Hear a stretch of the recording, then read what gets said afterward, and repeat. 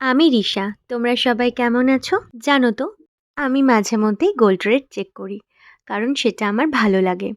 আর এই বেশ কয়েকদিনে সোনার দাম যা বেড়েছে, পুরো আকাশ ছোঁয়া। প্রতিটা মেয়েরই সোনার প্রতি একটা আলাদাই আকর্ষণ থাকে। তেমন ঠিক আমারও। কিন্তু এত প্রচণ্ড দিনের পর দিন দাম বাড়তে থাকলে আমাদের মতো মধ্যবিত্ত মানুষদের সোনার জিনিস বানানো অসম্ভব হয়ে দাঁড়াবে। আজ সকালে ওর জন্য একটু চা বানিয়ে দিয়েছিলাম। ওর আজ খেতে ইচ্ছে করেছিল চা দিয়ে ব্রেড। তো আবার ব্রেড সেঁকলে হবে না। আবার টোস্ট বানিয়ে দিলে টোস্টারে সেটা ভালো খায়।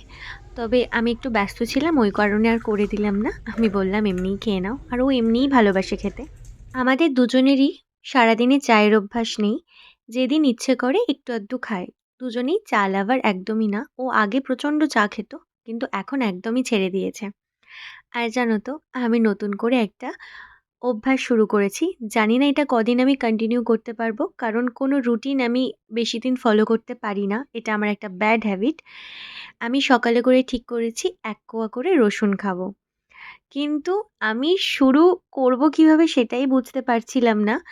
আমি ভাবছি খালি পেটে কিভাবে খাবো? তো আজ যখন খেলাম, বুঝলাম খাওয়া যেতে পারে। সারাদিনে কোনো সমস্যা নেই। কিন্তু খালি পেটে না প্রচণ্ড ঝাঁজ লাগে, আর কিছু না।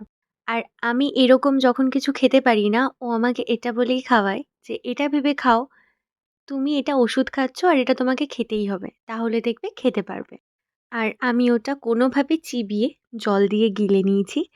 ওকে চা দিয়েছি, কিন্তু আমি সকালে চা খাইনি। আমি একটু হালকাই খেতে ইচ্ছে করছিল, তাই একটা ব্রেড আর একটা ডিম সিদ্ধ খেয়ে নিয়েছি। আমি ঘর থেকে বেরিয়ে দেখছি অনেকগুলো জামাকাপড় আছে যেগুলো গোছাতে হবে। তো আমি কি করলাম, একদম তুড়ি মেরে সবকিছু করে দিয়েছি।